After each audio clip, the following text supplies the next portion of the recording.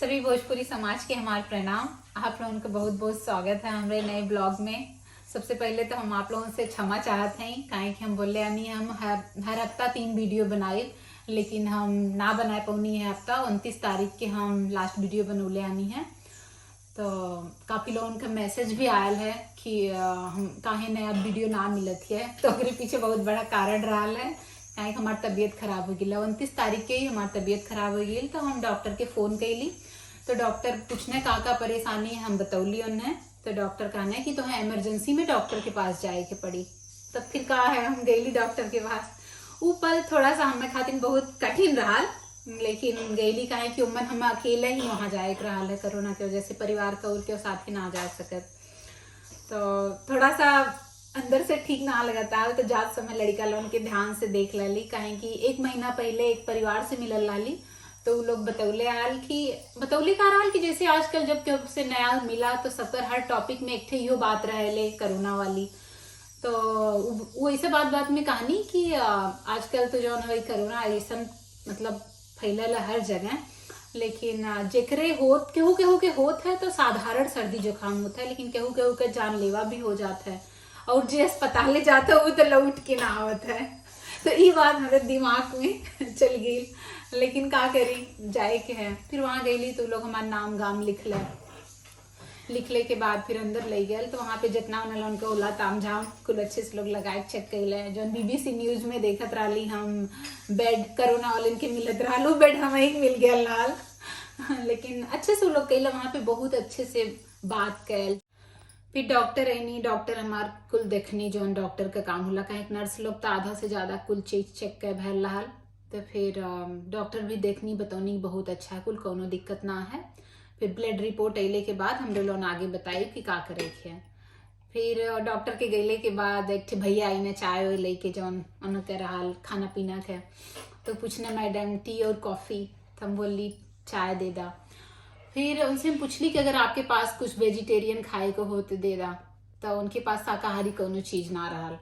तो हमें एक थे बना केला का केक देना छोड़ के, तो हम चाय के साथ होके खैली। लेकिन वो हमसे पूछना है कि अगर तुम्हें खाए के है ब्रेड और चीज तो हम दे सकीला। तो हम बोली ठीक है लेकिन दहने, लेकिन हम तनीस खैली, हमसे ना खाई गया।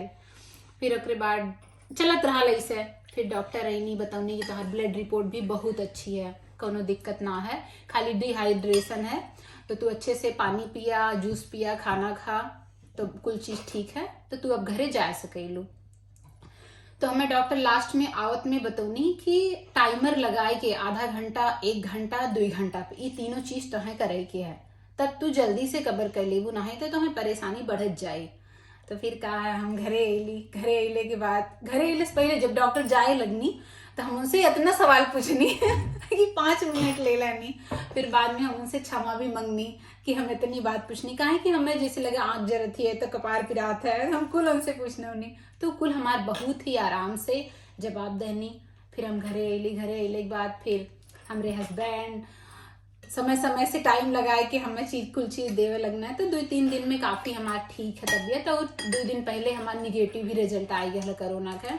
तो आज बसंत पंचमी है, तो कर आप लोगों के हार्दिक शुभकामना। लेकिन हम कुछ हमन कह ना सकीला, ऐसा ना कि हम कह ना सकीला तबीयत खराब की वजह से, हम उतना कह सकीला, अब हमें आराम हो गया है। लेकिन हमरे ससुराल में बसंत पंचमी ना होले, लेकिन हमें कुल चीज पता है कैसे होले, कहा है कि हमरे नैहरे में अच्छे से होले, सबकर गोड़ धर जाए और भोजन में भी जौन चीज बनैले कुल हमें पता है। अभी हमारी बिटिया रानी 1-2 छोट वीडियो बनौले हैं, तो ये वीडियो में हम के ऐड कर दे कि हम कोरोना के समय में कैसे रही है।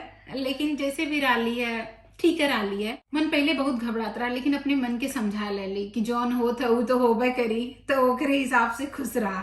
तो उसे हमें थोड़ा ज्यादा आराम मिलल है। काल ही 15 दिन के बाद हम अपने रसोई घर में अली है, तो हमें इतना अच्छा लगल है कि हम आप लोगों के बता ना सकीला। काहे कि 15 दिन से हम एक कोठरी में पढ़ल रहनी है। बहुत रहा है। तो 2-3 दिन थोड़ा ना ठीक लगल है। जब अस्पताल से अले के बाद तो हम मास्क लगाए के नीचे आ जाता नहीं है दुआरे, तनी सा मतलब कि तनी सा बदल जाए।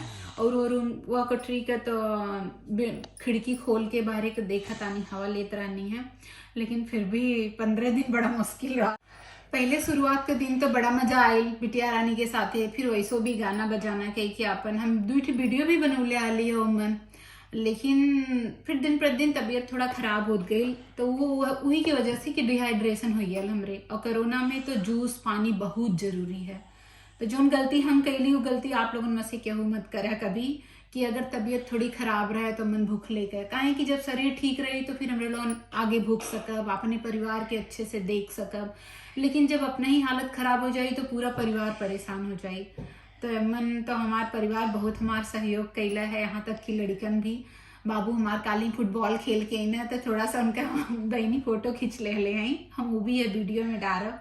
तो देखा कि मतलब आप लोग की जब वो खेल के होता ना हमरे साथे या फिर हम ले जाता ली तो हम करत आली चीज, लेकिन इतनी अच्छे से वो खुद अपन कुल चीज कहने, तो काफी चीज सीखले भी है लोग। लेकिन हमें देख कुछ कुछ चीज से बहुत रोहाइन हो जाता नहीं है हम।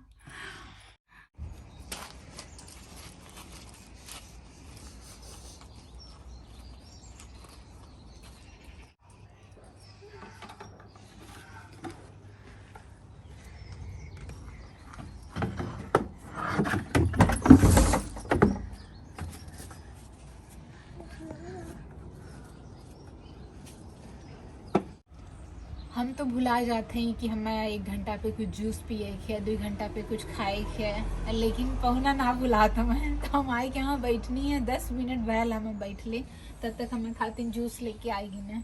तो हम खाए खाए के परेशान हो गए, लेकिन अब भी ताकत ना आई लिए। देखा कितने जल्दी कबर हो जाला कुल। घमौनी कह के बहरे से आ गए तो अपने कमरा में, तो कमरा में कभी हम दोनों खिड़की खोल ले हैं। एक खिड़की वहां है उस तरफ और एक खिड़की ये तरफ ही है, तो दोनों खिड़की का हम पल्ला थोड़ा सा खोल ले आई कि घर में भी बहरे से दोनों जो है खिड़की खुलल है, बहरे से हवा आई तो वो हीटर उतना काम ना करी। कहे कि हम अपने पिछले वीडियो में बतौले हाली है कि यहाँ पे हर कमरा में इतना दीवार में ऐसा हीटर लगल रहा, लेकिन वो बंद दरवाजा खातिर है। अगर चुकुल और से खोल दे तब उतना वो काम ना करी, तेनाते एक थे यहाँ पे और हम खोल ले कि कमरा गर्म रहे।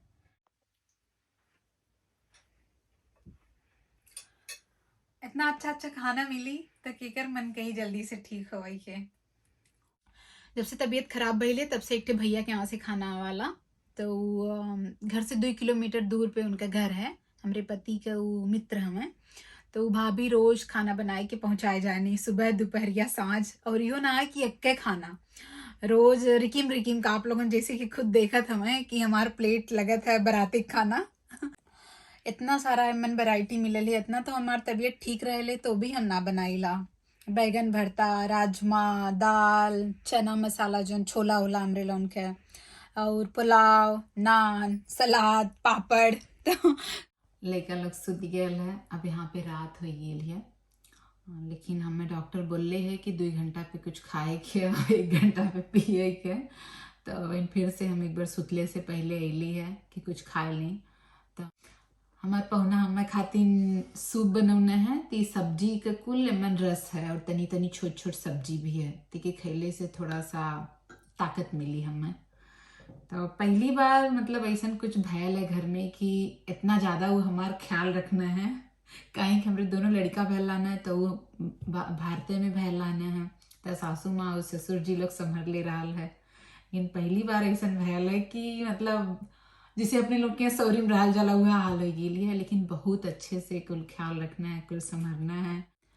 आज बहुत दिन के बाद हम फिर से नीचे ऊपर घर में सबके साथ थोड़ा टाइम बितौली है, तो हमें थोड़ा बहुत अच्छा लगा था। लेकिन अभी पहले ऐसा ना है कि जैसे कि हरदम ऊपर नीचे होत रही तो कोनो दिक्कत ना हो, काहे कि 4-5 बार ही ऊपर नीचे चढ़ले उतरले से थोड़ा सा लगल कि हाँ कमजोरी है, लेकिन अच्छा लगा था।